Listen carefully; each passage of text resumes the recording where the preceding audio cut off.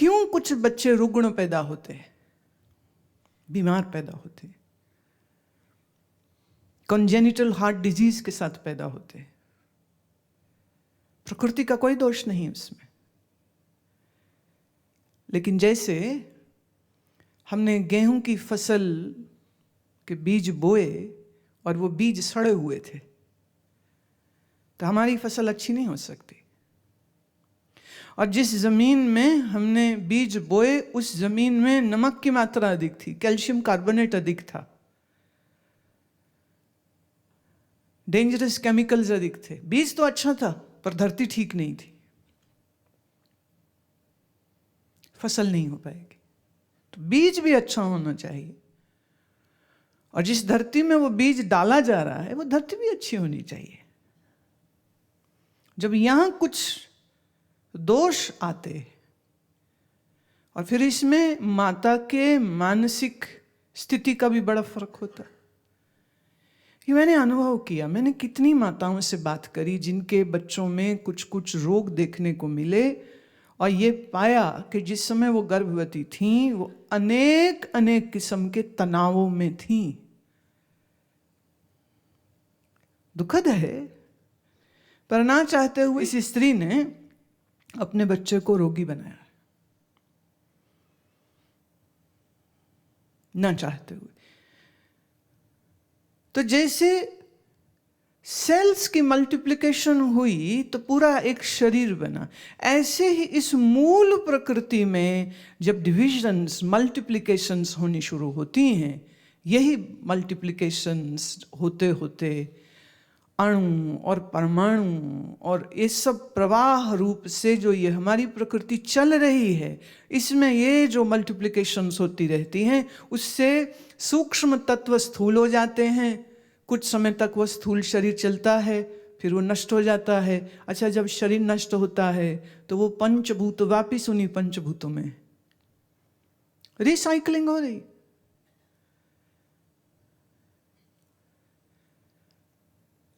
अन्न खाया मनुष्य ने, माता ने, स्त्री ने, उसी अन्न से माता के शरीर में जब कन्या जन्म लेती है तो एक निश्चित गिनती के अंडे वो अपने साथ लेके जन्मती है।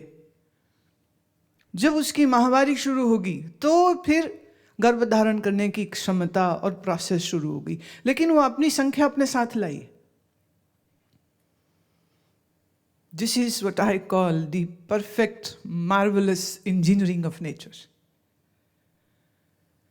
मनुष्य से मनुष्य पैदा होते, बंदर से बंदर पैदा होते, घोड़े से घोड़ा पैदा होते, कोई गलती नहीं। नीम से नीम पैदा होते, आम से आम पैदा होते, गुलाब से गुलाब पैदा हो जाते, कोई गलती नहीं होती। तो प्रकृति के उस सूक्ष्म रूप में जिसको हम हिरण्यगर्भ कहते हैं, द गोल्डन वूम्ब, का पहला उपदेश योग का वहां से हुआ था। वहां भी योग ही तो हो रहा है ना, प्रकृति और परमात्मा का योग माने जुड़ना। ईश्वर और प्रकृति के जुड़ने से ये सृष्टि हो रही है और चल रही। देखिए, कई लोग कहते हैं सृष्टि किसी ने बनाई, ईश्वर ने बनाई। नहीं, सांख्य दर्शन में ऐसा बिल्कुल भी स्वीकृत नहीं है। प्रकृति प्रवाह रूप से चल रही है, चल ही रही है, इसका आदि कोई नहीं। बस ये कभी सूक्ष्म हो जाती, कभी स्थूल हो जाती, कभी सूक्ष्म हो जाती, कभी स्थूल हो जाती। सो ये निरंतरता से जो प्रवाहित होती है उसको हम कहते प्रकृति। जिससे आकृतियां निकलती हैं वो है प्रकृति। कुछ चेंज हो गया ना, अभी मिट्टी थी, फिर मिट्टी में कुछ पानी डाला, उसको कुम्हार ने कुछ हिलाया, उसको गूंधा, फिर उसमें से आकार निकलने शुरू हो गए। अब घड़ा, मटका, सुराही ये सब बनने लग गए।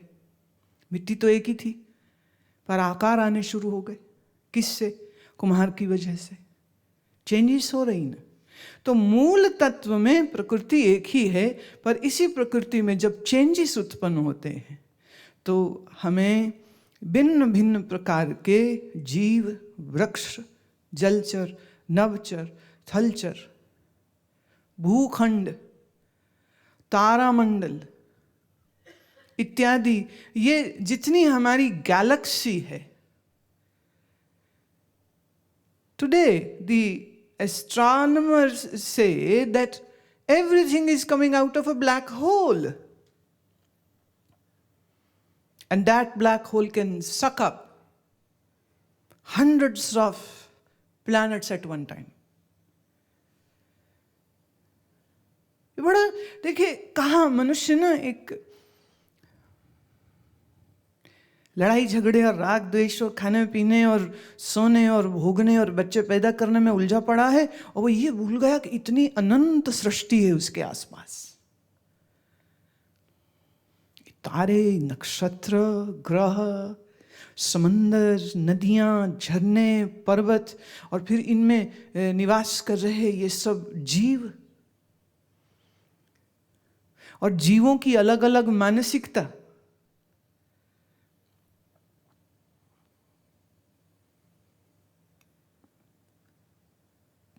इस सारी सृष्टि के कह रहे, अगर आप कल्पना कर सकते हो तो कर लीजिए।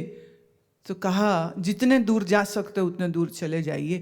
वैसे दूर जाना थोड़ा मुश्किल होगा आपके लिए। आपसे अगर मैं ये पूछ लूं, आपकी 15वीं पीढ़ी के जो सज्जन थे उनका नाम क्या था? बैक फादर टू फादर, पीछे grandfather, great grandfather, great great great grandfather, उनका great great grandfather, keep on going back, keep on going back. 15वीं पीढ़ी, 20वीं पीढ़ी का नाम नहीं आप बता सकोगे। याद रहे जैसे आज आप उनको भूल चुके, एक दिन तुम भी भुला दिए जाओगे। नाम रह जाता है किसी ऋषि का, किसी योगी का, किसी सद्गुरु का। बाकी तो राजा, महाराजा, शूरवीर, भोगी, रोगी करोड़ों हो मर जाते हैं। कुछ उनका चिन्ह भी नहीं बचता है, कुछ उनकी स्मृतियों का भी अवशेष नहीं बचता है।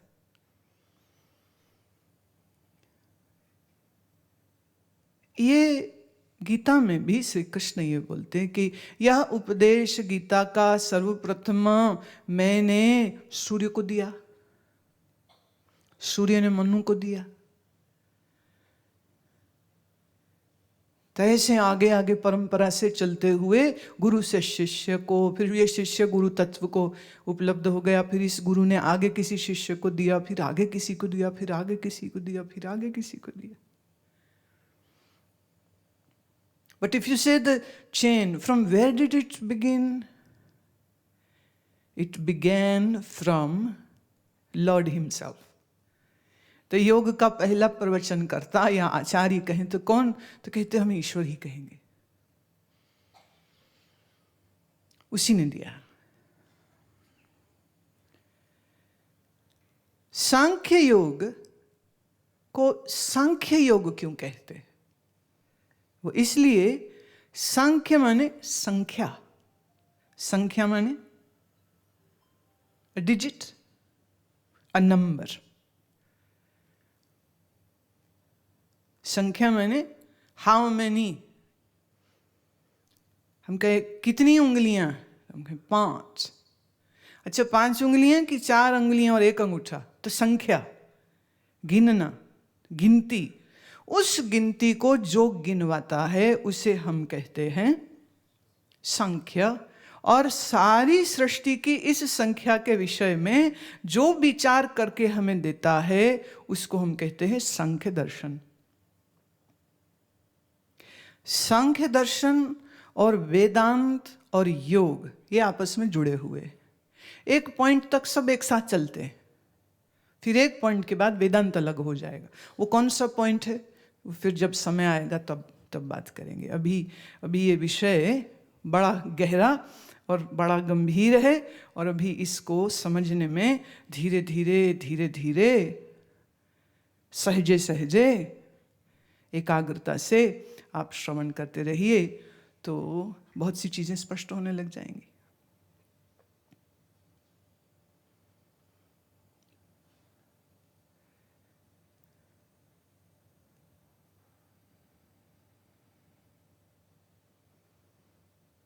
ऐसे शुरू कर लेते हैं। विषय हैं 5, बाहर से स्थूल से शुरू होते हैं। विषय है 5, शब्द, स्पर्श, रूप, रस, गंध, यह है 5 तन्मात्रा। इन्हीं 5 तन्मात्राओं से विषय बने। कोई भी चीज देखो तो उसमें ये 5 मिलेंगे। ये 5 तन्मात्रा किससे उत्पन्न हुई? पंचभूतों से।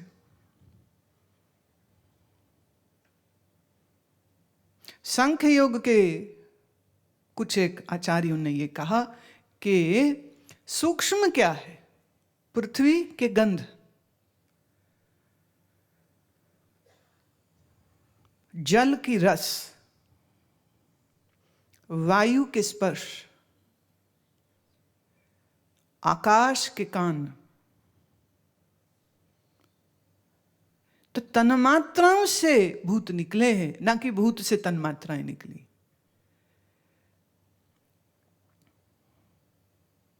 अब इन 5 तन्मात्राओं को अनुभव करने के लिए हमारे पास है 5 ज्ञान इंद्रियां, 5 sense organs. To experience 5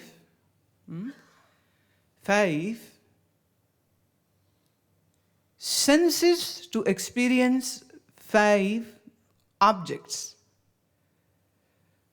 sight, sound, smell, taste, touch. अच्छा, यह इंद्रियां फिट किस में है? बोले शरीर में। शरीर किसकी उत्पत्ति है? बोले भूतों की। कौन से? पृथ्वी, जल, अग्नि, वायु, आकाश। संख्या चल रही सब जगह पर। इसी शरीर में 5 कर्म इंद्रियां: हस्त, पाद, पैर, जिह्वा, उपस्थ, गुदा, anus, urethra, feet, hands, and the tongue through which you speak.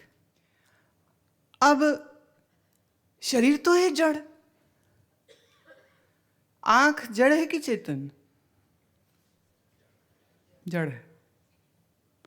तो आंख नहीं देखती, आंख के माध्यम से कुछ और देखता है। जो देखता है वो है अंदर, पर जोड़ता बाहर से है।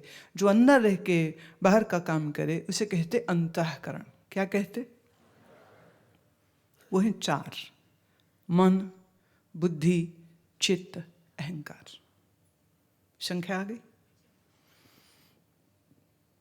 मन का स्वरूप संकल्प, विकल्प। ये करूं, ये नहीं करूं, ये ठीक है, नहीं, ये गलत है।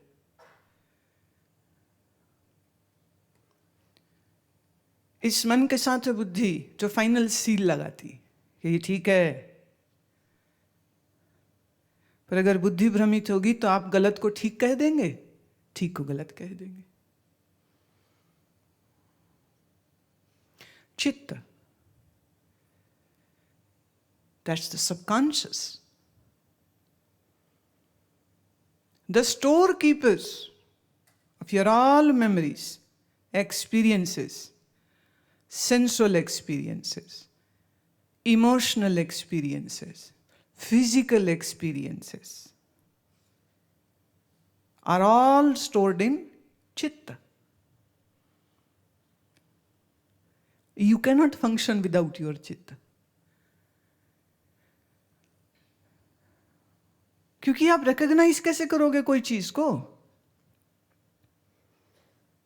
आंख देख रही है, लेकिन क्या है इसका ज्ञान आपके चित्त से आता है। नई चीज हो तो ज्ञान लेना पड़ेगा और चित्त में डालना पड़ेगा। और कभी कभी चीज जानते हैं लेकिन फिर भी पहचान करने में दिक्कत हो जाती है। जैसे कई बार नाम ही भूल जाता है।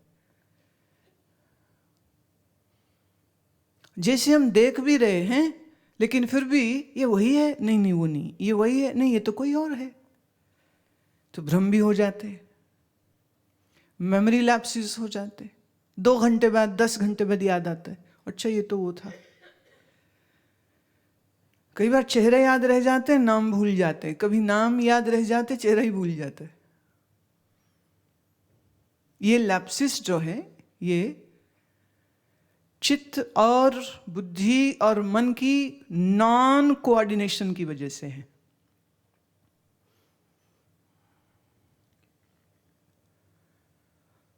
और चौथा है अहंकार। अहंकार अर्थ ये मैं जानता हूं, ये स्वाद मुझे अच्छा लगा, ये चीज मुझे अच्छी नहीं लगी, ये बंदा मुझे बड़ा प्यारा है, ये मुझे जरा भी प्यारा नहीं। मुझे आपके हर सेंसुअल एक्सपीरियंस के साथ, आपके हर इंटरैक्शन, हर संबंध के साथ एक चीज जुड़ जाती है और वो है मैं और मेरा।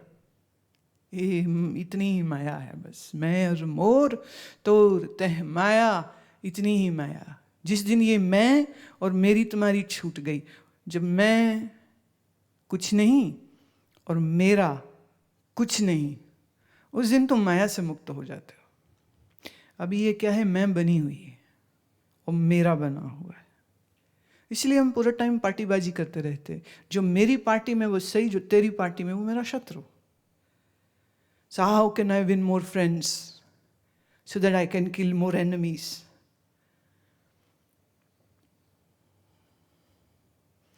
मैं हटा दीजिए, मेरा कुछ नहीं तो तेरा भी कुछ नहीं। और जहां मेरा और तेरा निकला, इसको हम कहते हैं अहंकार का टूटना। बट ये जानेगा कौन? ये अनुभव का कर्ता मैं जहां कह रहे, ये है अहंकार। तो मन, बुद्धि, चित्त, अहंकार और इस 4 के जोड़ को हम कहते हैं अंतःकरण। अभी ये जो अंतःकरण है ना, ये मूल रूप से सात्विकी है। इंद्रियां रजोगुण हैं, शरीर तमोगुण। तो कभी कभी हम ये भी कहते हैं कि ये प्रकृति जो है ये त्रिगुणात्मक है। It is a 3-pronged existence. What are the 3 prongs? The sattva guna, the rajoguna and the tamoguna.